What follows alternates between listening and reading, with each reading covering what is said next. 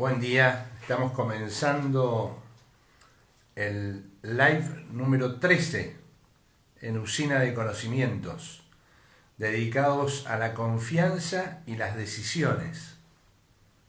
Confianza y decisiones, técnicas y estrategias. Live número 13, hace tiempo que venimos con este tema, cómo pasan los días, ¿no? Comenzamos los miércoles y domingos de 11 a 11:50 aproximadamente. En algunos live, al principio sobre todo, expuse la línea de lo que entendemos es importante para pensar en la confianza, en las decisiones y en las técnicas. Ahí estamos por conectar ahora. Estamos conectando hoy de invitada de lujo también, como en cada live que nos hemos sumado a invitados para conversar sobre confianza y decisiones. Hoy también, excelente, Rocío Chinelato, que ahí está conectando. Vamos a hablar de confianza y decisiones. Hola Lautaro, hola Estela, ¿cómo les va? ¿Qué tal Estela? Estamos esperando a Rocío, hola Pamela, estamos esperando a Rocío que ahí está. Hola Rocío, Hola, ¿cómo andamos? ¿cómo andás? ¿Todo bien? Muy bien, aquí andamos, ¿Se escucha continuando la bien? cuarentena. ¿Se escucha bien? Sí, desde acá sí. A Bárbaro, vos, se escucha bárbaro. ¿Cómo estás? bárbaro. En cuarentena, Bien, como todos. sí, con múltiples actividades, la virtualidad por ahí nos acumula mucho más trabajo del que teníamos presencialmente, pero bueno, con ganas de seguir haciendo cosas y de muchos proyectos que habíamos pensado, tratar de encontrar la vuelta de rosca para que se puedan hacer al menos desde un formato virtual, ¿no? Claro. Y vos estás hablando desde tu rol de presidente de la Federación Universitaria de Córdoba, una Sí, federación histórica. Sí, este año me toca conducir la FUB, que es el gremio que representa a las y los estudiantes de la Universidad Nacional de Córdoba. Somos alrededor de 120.000 estudiantes, así que también, digamos, en este contexto ha sido, bueno, muy interesante el trabajo que hemos venido realizando para tratar de adaptar la enseñanza que venía siendo, bueno, de característica presencial también a un entorno virtual y en eso tratar de garantizar que los derechos de las y los estudiantes se cumplen, se respeten, porque también la virtualidad genera muchas cuestiones vinculadas a la brecha digital, de quienes pueden acceder a los dispositivos tecnológicos, a una conectividad adecuada y a través de eso a la educación pública, ¿no? Entonces, bueno, también ha sido un gran desafío para nosotros trabajar en todas estas cuestiones en este tiempo. Y todavía quedan muchas otras cosas por seguir trabajando. Claro. A ver, voy a por ahora desactivar los comentarios, así tenemos la imagen clara, ¿sí? De todas maneras, la gente nos está acompañando y después vamos a ver, saludar y conectar con alguna pregunta. Y hablando Dale. de la brecha digital en la universidad, que también lo vivo desde el otro ángulo de docente. ¿Cómo ves en la Universidad Nacional en general, en el caso nuestro que estamos en Derecho, estaban las instituciones adaptadas para estos cambios o fue todo muy vertiginoso y por lo tanto crítico? Bueno, entender, me parece fundamental, es un contexto global que a la educación ha afectado en todo el mundo, ¿no?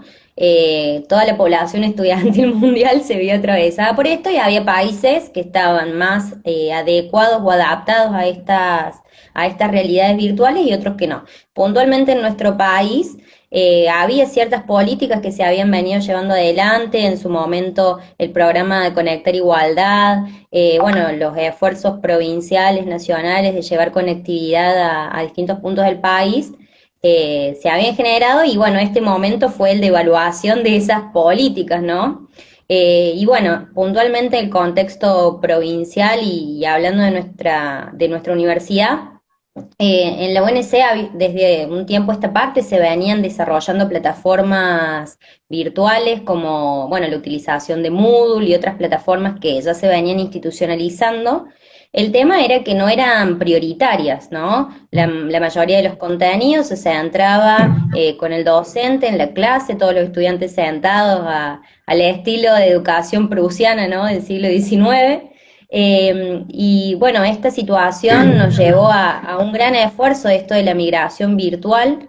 Yo creo que una de las decisiones más acertadas de nuestra universidad fue continuar con el cursado virtual, a diferencia de la UBA, que en un primer momento dijo que las clases se postergaban hacia el segundo semestre, que iban a continuar luego durante el verano, y eso se vio muy complicado porque la cuarentena se fue extendiendo cada vez más.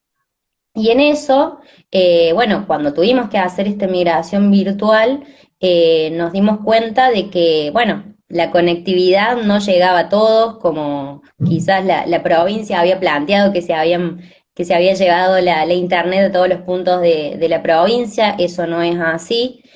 Como así también el acceso a dispositivos tecnológicos. Nosotros decimos, sobre todo nuestra generación, que muchos somos nativos digitales o nos criamos al fuego de las tecnologías, no es lo mismo aprender o estudiar desde un celular que desde una computadora, ¿no? Todos estamos conectados, pero no todos tenemos las herramientas y los dispositivos necesarios para una buena enseñanza y aprendizaje.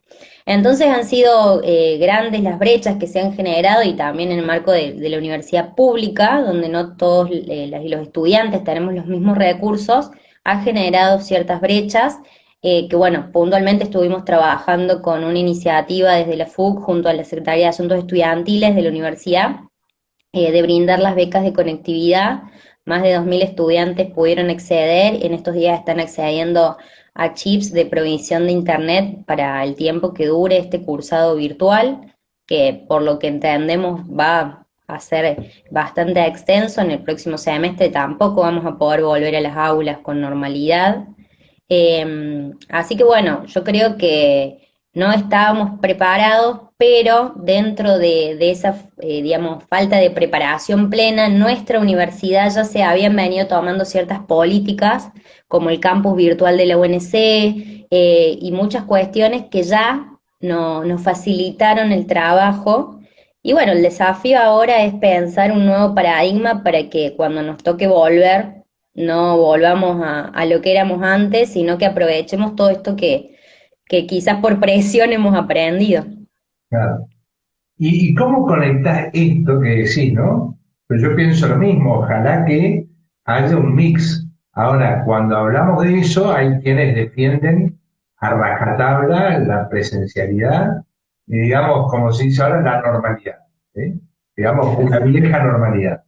Hay quienes dicen, no, ahora tenemos que avanzar a lo totalmente tecnológico y después, quienes piensan en esa zona gris, en ese intermedio, claro, ahí está el desafío, porque tampoco está claro qué se podría hacer, cómo serían las Ujú. evaluaciones, los desarrollos. Y mi pregunta sobre eso es cómo conectás eso con la reforma universitaria del 18.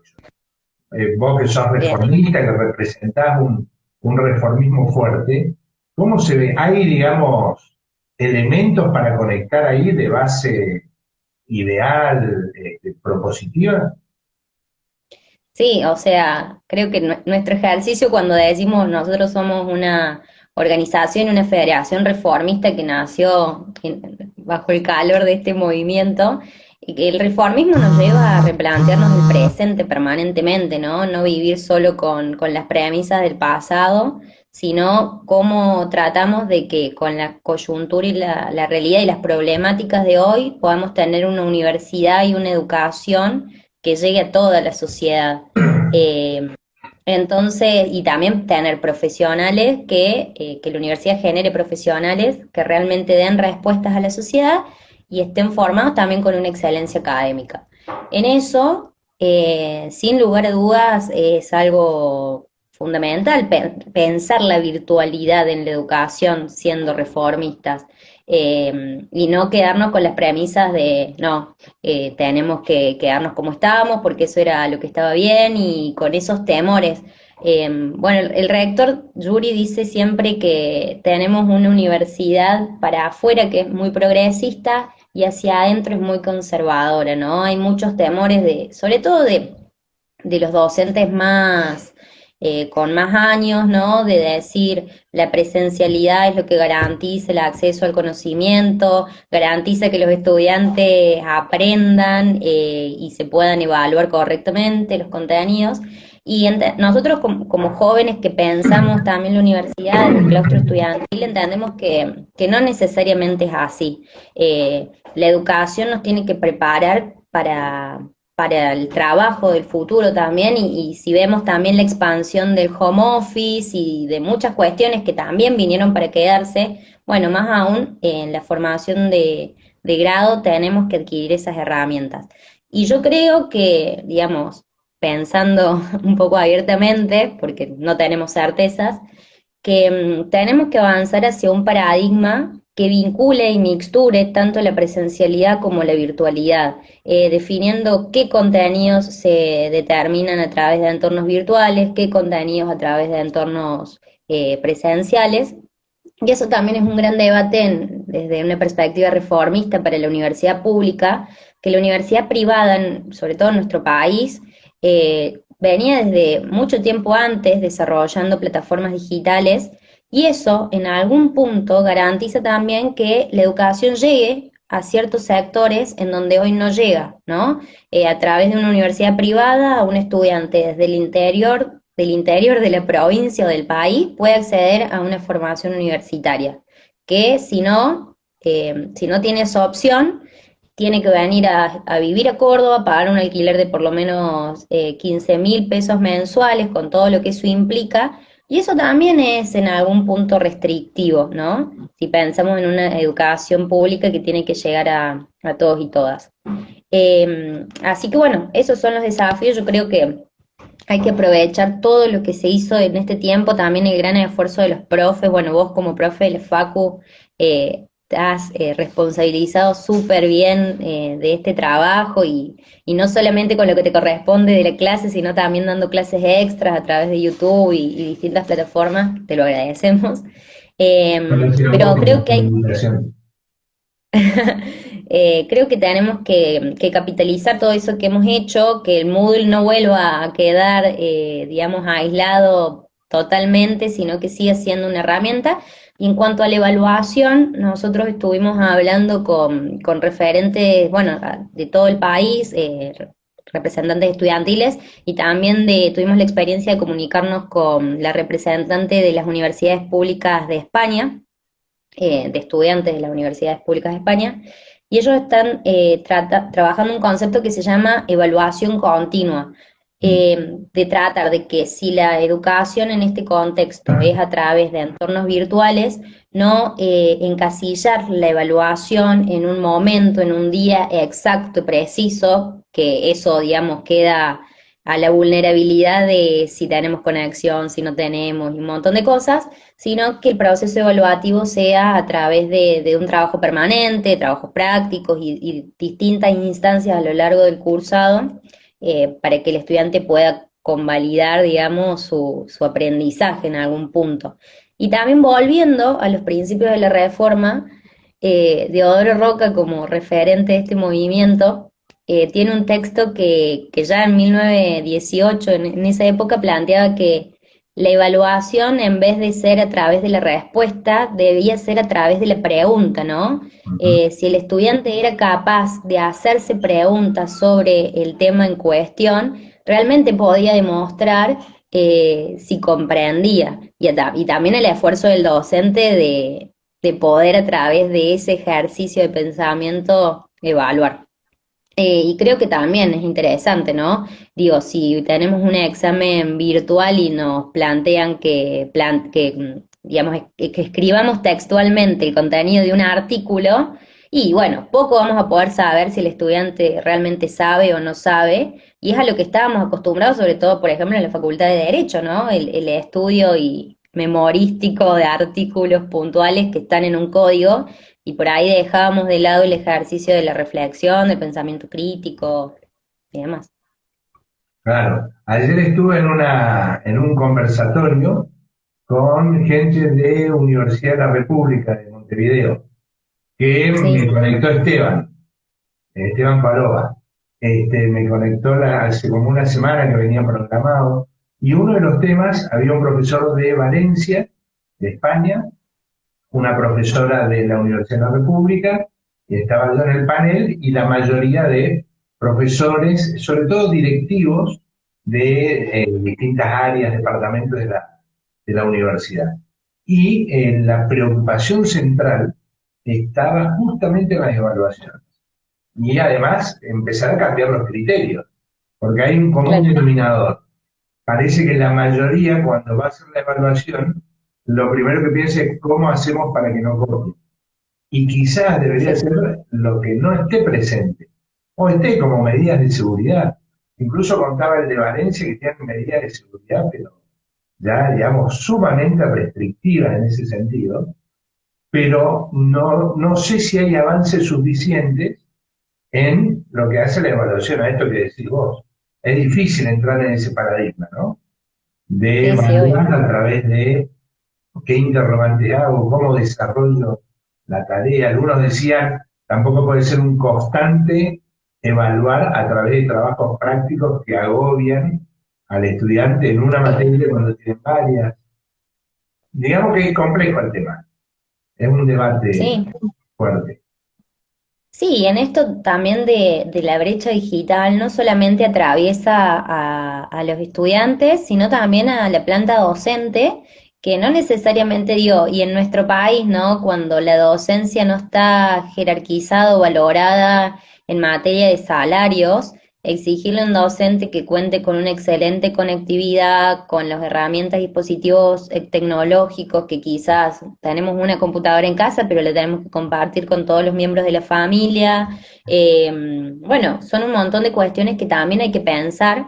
Y esto del home office, el desafío y el doble esfuerzo que genera para los docentes cumplir con estas tareas, que en muchos casos no necesariamente se respetan los horarios laborales que estaban establecidos. También se va a venir toda una discusión de convenios colectivos de trabajo y demás muy interesantes, Ujú. y creo que hace falta una labor parlamentaria en el Congreso muy importante en relación a esto. Hace unas semanas veníamos, al principio de la cuarentena, desde el movimiento estudiantil planteamos un eje que era la liberación de los datos móviles, que las empresas, Claro, Movistar y demás, personal, liberaron los datos para las páginas educativas, y eso se generó, en definitiva, a través de un acuerdo entre el ENCOM y el Ministerio de Educación de la Nación. Pero bueno, nosotros necesitamos que eso quede regulado a través de una ley, que no sea solamente por el contexto de cuarentena, que sea a futuro, porque es una locura que estas empresas lucren con el acceso a la educación, que es un derecho humano, ¿no? Establecido por los convenios internacionales. Así que bueno, son muchas variables que se abren en este contexto. Bien. La FUC nació en el 18, ¿sí? Sí, ¿Cómo fue eso? Porque a veces, me parece a mí, ¿no?, que no se tiene tan presente la reforma universitaria de 1918. Digo en general, hay mucha gente que no conoce su importancia, qué pasó, qué impacto tuvo, y ujú, acá, pero por ahí a nivel internacional, ves en distintas universidades, distintos dirigentes que reivindican o decís coro, dice, uy, la reforma. Incluso el movimiento estudiantil chileno en un momento venían a ver cómo era todo esto del reformismo en función de sus conflictos más actuales, ¿no? sí. Bueno, la reforma universitaria, como vos bien dijiste, es un fenómeno que nació en nuestra Universidad Nacional de Córdoba, por eso nosotros siempre somos muy orgullosos de nuestra universidad y también de la federación, pero tuvo una expansión este fenómeno que nació en Córdoba, latinoamericano, tenía un espíritu netamente latinoamericanista, y también cruzó el Atlántico y se dice que, bueno, fue una de las bases de la cual se impartió lo que se llama el Mayo francés en el 68. Y bueno, la reforma en ese momento, hasta ese momento, las universidades estaban, y puntualmente la nuestra, por ser una ciudad sumamente influenciada por la religión, por la iglesia, bueno, de una universidad que nació en 1613 bajo la orden de los jesuitas.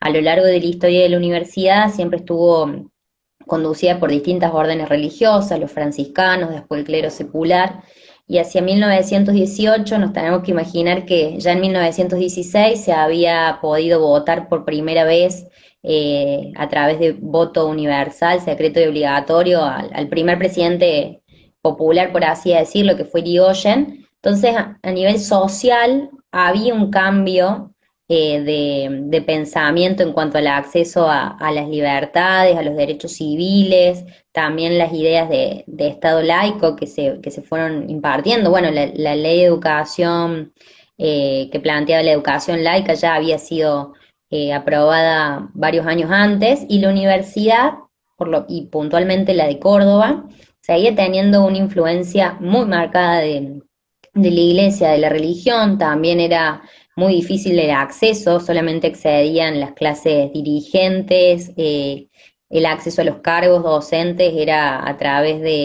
decisiones muy, digamos, encriptadas en quienes tenían el poder de la universidad, no había concursos docentes. Entonces, bueno, era una serie de cuestiones que venían planteándose, de incomodidades de los estudiantes. También es un contexto en el cual los inmigrantes, las olas inmigratorias generaban que haya muchas más ideas vinculadas al socialismo, al anarquismo, que no entendían cómo la universidad podía seguir regida por los curas por un lado y por las clases aristocráticas por el otro. Entonces, bueno, estos movimientos estudiantiles venían organizándose de manera como muy secreta, por así decirlo. Se habían conformado centros de estudiantes en la Facultad de Derecho, de Ingeniería y de Ciencias Médicas, y en ese primer parte del año de 1918 se define a través de la articulación de estos tres centros de estudiantes, crear la Federación Universitaria de Córdoba, que incluso es antecedente a la Federación Universitaria Argentina, y a partir de eso, digamos, oponerse a este régimen que venía gobernando la universidad y exigir que cambien las cosas, incluyéndose la libertad de cátedra, la extensión universitaria, la vinculación de la universidad con la sociedad, que también hubiera concursos docentes, que hubiera cogobierno universitario, es decir, que todos los miembros de la universidad estén sentados en una mesa para tomar las decisiones, y por último, que haya autonomía universitaria, que es lo que permite que la universidad, más allá de tener lineamientos básicos del gobierno nacional a través del Ministerio de Educación, hacia adentro de las universidades se puedan tomar las propias decisiones de gobierno. Y bueno, así nació la FUC.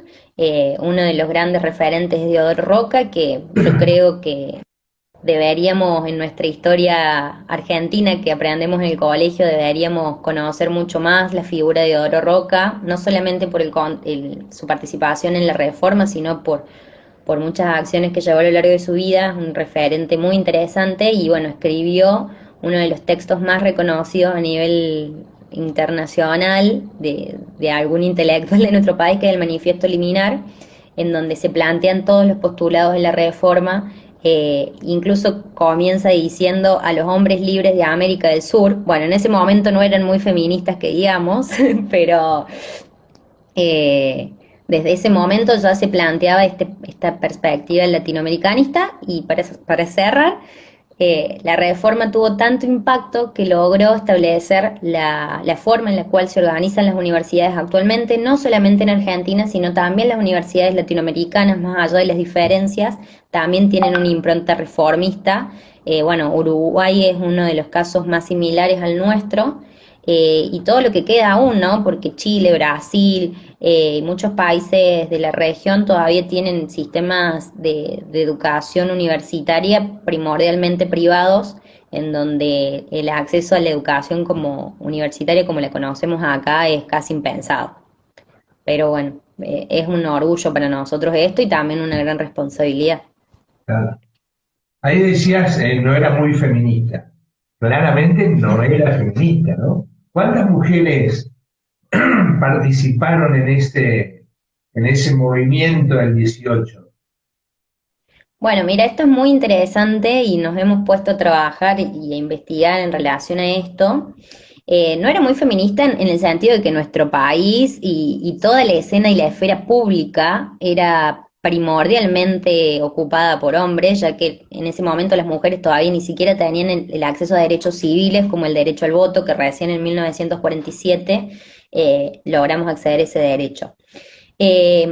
Y bueno, nos tenemos que remontar un poco para atrás, hacia fines del siglo XIX. Tenemos las primeras graduadas universitarias como Cecilia Grierson y Elvira Rawson, que ellas fueron graduadas de la Facultad de Medicina, porque si las mujeres tenían un pequeño acceso a la educación universitaria, era puntualmente a las carreras vinculadas a tareas del cuidado. La mujer podía aspirar a acceder a ser maestra normal, maestra de grado. Ujú. Nos acordamos que Sarmiento había establecido las escuelas normales para la formación de las mujeres. Entonces era muy limitado el acceso a la educación. Había organizaciones de mujeres que venían luchando principalmente por el acceso a lo que eran los derechos civiles, el acceso al voto, y también un sector de ellas buscaba el acceso a la educación de las mujeres de manera mucho más amplia. Eh, Incluso las mujeres para poder acceder a la educación en aquella época necesitaban la autorización del padre o del esposo si estaban casadas, ¿no? Era como un contexto muy, muy distinto. Pero lo que nos sorprende es que antes de la reforma incluso ya había organizaciones, incluso se hizo un congreso de mujeres universitarias por el acceso a la educación, impulsado por estas grandes referentes como Cecilia Grierson y Elvira Rawson.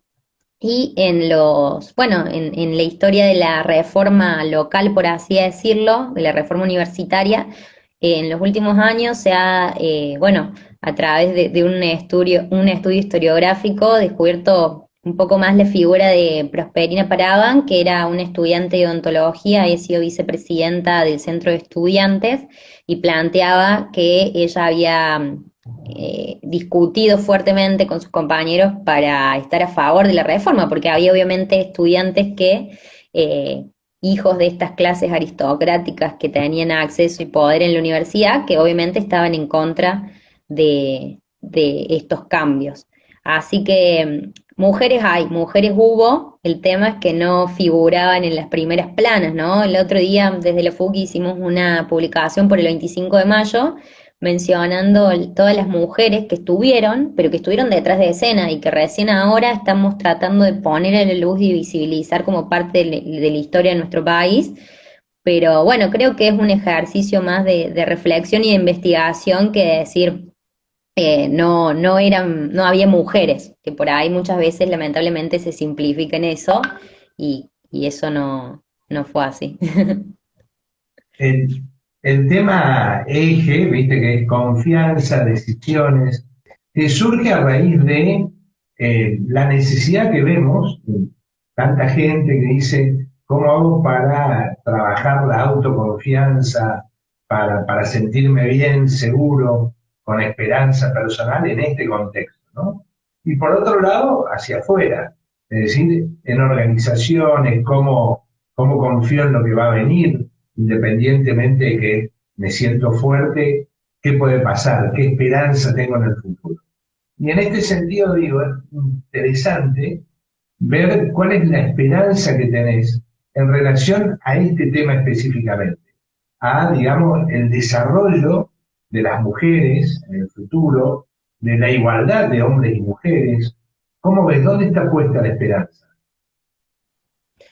Yo creo que la esperanza está puesta en tratar de que tengamos una sociedad cada vez más justa e igualitaria, en donde no sea noticia que una mujer llegó a un cargo de gestión importante, porque tenemos siempre los titulares, la primer presidenta, la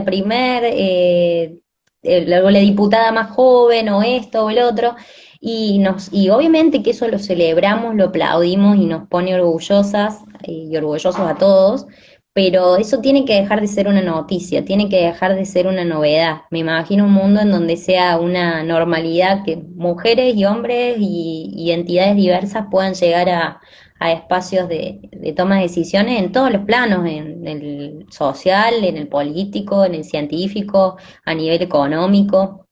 Eh, Me parece que eso es como la esperanza que tenemos y lo que nos hace decir, bueno, es posible.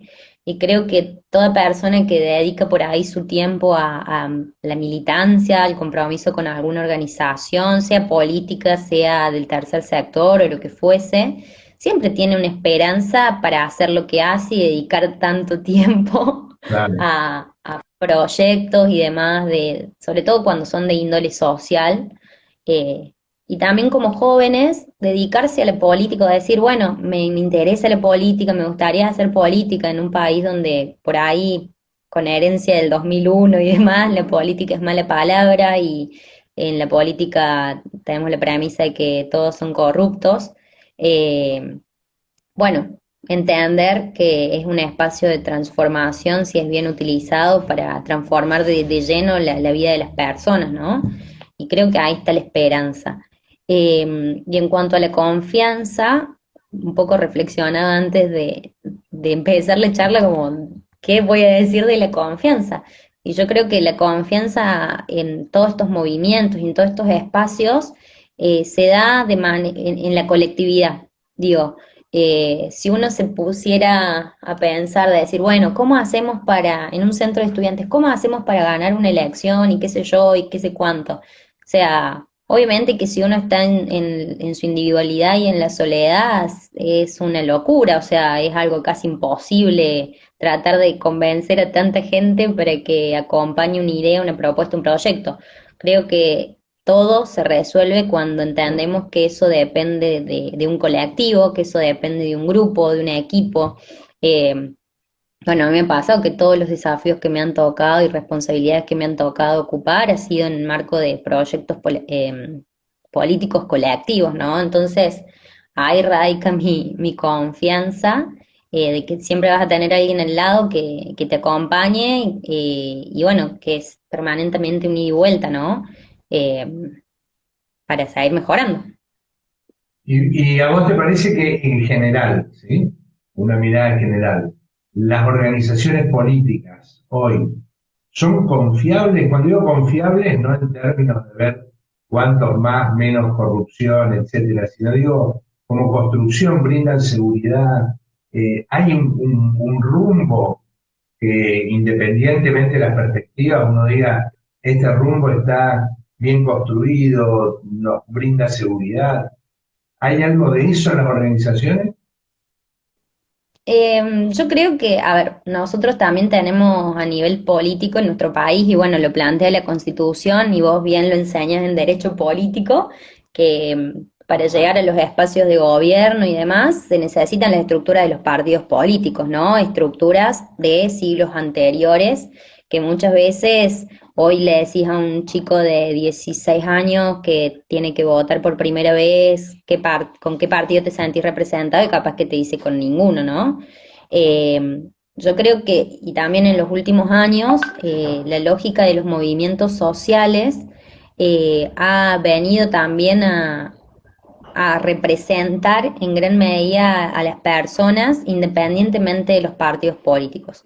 Yo creo que los partidos son fundamentales en nuestro país, que son espacios en los cuales uno se forma, uno crece, trabaja colectivamente y también se puede sentir identificado con una ideología, con muchos referentes y referentes que hayan participado del mismo espacio. Sin lugar a dudas, yo creo que no todo se cierra ahí, Bueno, hay movimientos como el Ni Una Menos en nuestro país, que a mí particularmente desde que empecé a militar o participar, me tocó formar parte de estos espacios con el auge del Ni Una Menos, que son espacios asamblearios donde hay representantes de distintos partidos o expresiones, y construir también desde esa divergencia es una escuela muy interesante. Bueno, hay muchas causas que nos atraviesan hoy en día, el feminismo, el medio ambiente, bueno, la participación de la juventud en el espacio de tomas de decisiones, que nos enseñan también, a más allá de las diferencias ideológicas, a poder ponernos de acuerdo por un objetivo común, y eso creo que es uno de los fenómenos contemporáneos más interesantes de la política, entender esa apertura de que decir, bueno, podamos pensar distinto, y nadie va a cambiar la idea que tenés vos o vos, pero en este punto estamos de acuerdo, entonces veamos cómo podemos organizarnos para concretar que esto suceda, digamos. Entonces, bueno, eso es muy interesante en este contexto y creo que los movimientos sociales vienen a representar mucho y los partidos políticos tienen que permanentemente estar pensando cómo performarse, cómo actualizarse, cómo representar cada vez más e interpretar a la sociedad en las necesidades actuales. La FUC y la FUA son un poco resultado de confianza, ¿no? Digamos, más que de un anclaje institucional, es de la palabra empeñada por todas las agrupaciones que dicen, este año ganó la agrupación tal, ganó cual, y esto sigue adelante. ¿Es así?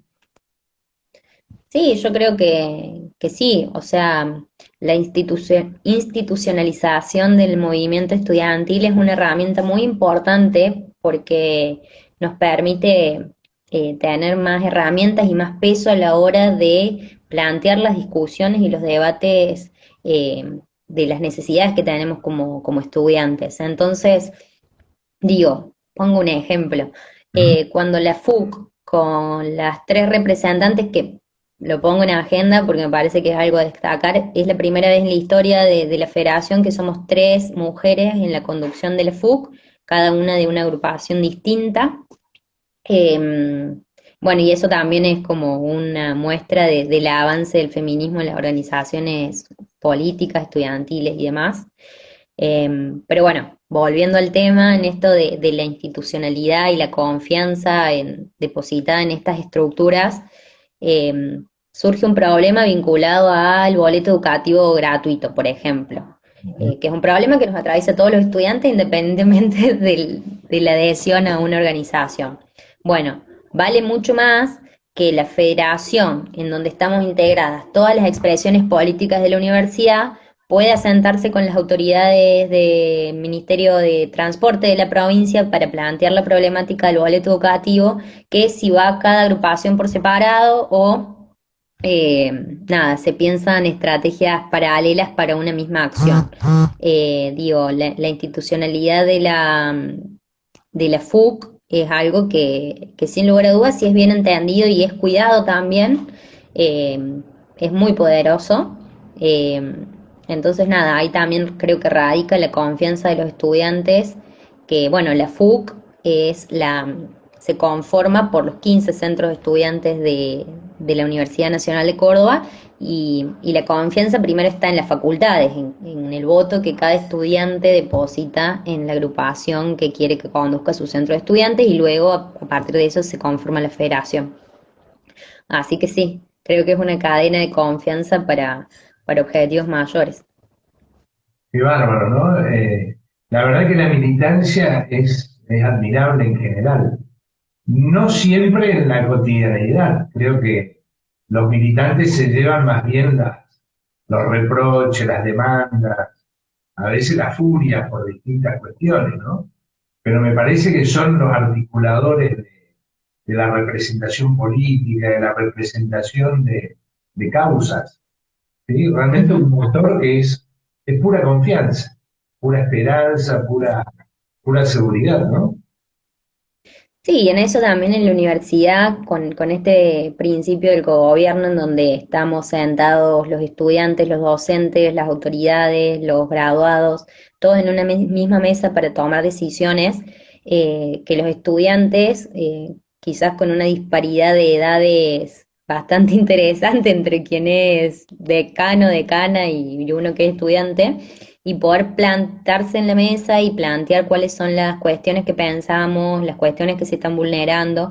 También es un ejercicio de confianza en algún punto, de decir nuestra opinión como estudiantes, como jóvenes, vale lo mismo que la de alguien que tiene más experiencia y no desde un punto de arrogancia, sino desde entender que todos somos necesarios para que las cosas mejoren y sobre todo en los ámbitos académicos. Claro, y ahí, ¿cómo han sido tus primeras veces, por ejemplo, en el consejo académico? Estuviste en el consejo superior también, ¿no? Esa Sí, vez que sí, sí, tenés sí. que hablar por primera vez y ¿qué pasa ahí? ¿Qué pasa con Bueno, Rocío y con la agrupación? yo me remonto más al secundario, donde ahí me tocó los primeros ejercicios de militancia en el MONCE, donde me tocó estar en el centro de estudiantes, y capaz con 16 años hablar con el director sobre algo que no estaba bien o había que... Y nada, era, bueno, animarse. O sea, también en sus momentos pueden haber algunos temores vinculados, bueno, si planteo algo y no sé, qué sé yo, les cae mal a las autoridades, alguna represión en particular o qué sé yo, pero creo que están las bases, están de nuestra, sobre todo en nuestra universidad, de que estas cosas, hay un respeto hacia los estudiantes bastante grande. Digo, siempre hay algún docente que se sale de la raya, pero bueno, lo trabajamos y también creo que representar a los otros estudiantes implica también un ejercicio de madurez por parte de quienes ocupamos ciertos espacios de representación importante, de entender que, bueno, nosotros nos comprometimos con representar, pase lo que pase y haya las consecuencias que haya, ¿no? Entonces hay que hacerlo, sin pensar demasiado. ¿Qué estás leyendo? Si tenés que recomendar uno o dos libros que te parezca que son importantes para estas épocas. Bueno, por un lado, siempre como lecturas feministas, estoy leyendo uno de Butler, que se llama El género en disputa, muy interesante. ¿Sí? Eh, sí, sí, sí. Y después, bueno, en este tiempo también como lecturas de placer, leo mucho Galeano. El libro de los abrazos ha sido algo muy reconfortante en este tiempo porque, bueno, por ahí con las distancias que tenemos, la melancolía que por ahí extrañar a las personas nos genera, ese libro me acompaña bastante en este tiempo. Qué bueno el libro de los abrazos. ¿Y sos peliculera o no? ¿Netflix o no hay mucho tiempo para eso? Sí, sí, sí, o sea, creo que tiempo para Netflix siempre hay. Después de un feriado largo, bueno, que también perdemos un poco la visión del tiempo, de los feriados y demás en este tiempo. Pero sí, sí veo mucho. Capaz que no soy de esas personas que recomiendan películas o series, o sea, yo veo lo que encuentro, lo que el algoritmo de Netflix propone y veo. Pero sí te dedicás a leer bastante.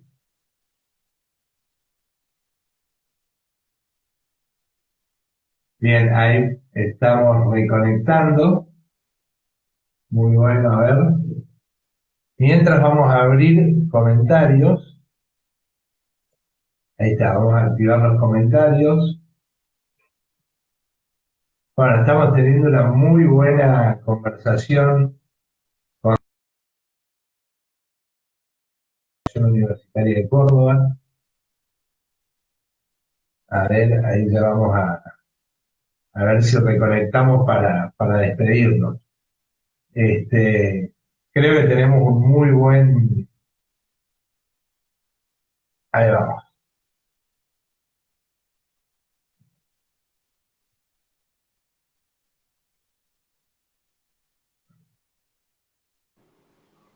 Bárbaro, muy bueno, ahí está, muy conectada. Sí, Justo decía que estamos teniendo muy buena conversación. Me encantan los live. Ya vamos por el live 13 y realmente es muy potente este canal, ¿no? sí. Para, para generar lo que cada uno quiera, digamos, tanto para una disertación, una conversación.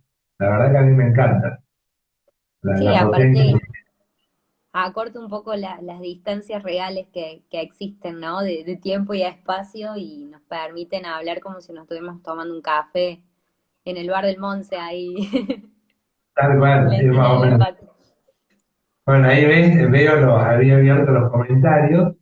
En general, bueno, todos plantean lo bueno, lo impactante de la conversación. La verdad que excelente, ¿ves? Felicitaciones, muy buen contenido, van diciendo algunos. Esto después lo grabamos, es decir, la grabación queda en Usina de Conocimientos, en el Instagram, y después lo pasamos también a YouTube. Ahí tenemos Perfecto. varios. Me quedé con eso también de esta idea de cada vez que es la primera mujer, la segunda mujer. El otro día estuvo la primer presidente del Consejo Interuniversitario Argentino, que es Delfina Beirabé, de la Sí, me UNE. habéis comentado. También hablábamos de esto, ¿no? De la primera mujer. Fue la primera vicepresidenta después de cargo de la presidencia. Entonces, claro, estaría bueno que llegue un momento que sea algo tan natural Ujú. que, no sé, van a números 50, 100, 500, que ya no importe tanto, ¿no? Pero mientras tanto me parece que, aunque parezca formal, es importante. Obvio, Genera obvio impulso, que, ¿no? Genera impulso, genera compromiso, genera visibilidad, no solo para las mujeres, sino también para los hombres, que obvio, me debemos. parece que cada pequeño desafío y logro de las mujeres, de cualquier compañera en cualquier espacio, parece que hay que visibilizarlo, porque es lo que hace falta, como lo hablábamos, de las mujeres a lo largo de la historia, su rol, su participación, ponerlo en escena y recuperarlo. Obviamente con cada mujer que ocupa un espacio de representación hay que hacerlo hasta que se vuelva una normalidad, ¿no? Claro. Últimas preguntitas. ¿Estás por recibirte? Sí, estoy a una materia, un parcial y el final de tributario. Solo esa te queda, nada Solo más. esa. Así que capaz que me recibo virtualmente, no sé. Ah, mira vos, así que ahí tenés un desafío. Sí, no, igual Este, hay que ver qué decisiones va a tomar la Facu, pero bueno. claro. Y pregunto, ¿y qué decisiones toma la agrupación, la organización? Y yo estoy pensando en esto, que es, ¿qué pasa con la FUA?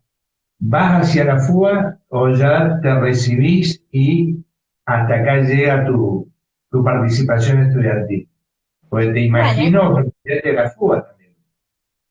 esas son decisiones de nuestra organización y que, bueno, son procesos internos que se vienen dando. Al menos yo estoy concentrada en poder, bueno, trabajar puntualmente con la FUC y, bueno, en este tiempo también hace varios años que vengo de participación estudiantil. Seguramente habrá nuevos proyectos vinculados ya una vez egresada a poder también empezar a desarrollarme profesionalmente, que creo que también es muy importante que como profesionales podamos comprometernos a también impactar de manera social. Y bueno, ese es el trabajo, hay muchos proyectos por delante. Bueno, buenísimo. Rocío, me encantó el live, te agradezco mucho. Fue muy nutriente, en historia, en ideas, en confianza, en militancia. Así que, bárbaro, me encantó. Bueno, Te muchísimas gracias deseo por el espacio, el- por la oportunidad y sobre todo siempre que se le da un espacio a un joven es muy importante para toda una generación que nada, está bueno pensar en la política abierta hombres, mujeres, diversidades y también distintas generaciones, ¿no? Y los diálogos tan importantes para nuestra sociedad. Totalmente. Nos vemos, Rocío. Estamos en También, comunicación. muchísimas gracias. Muchas gracias a vos. Chao, chao.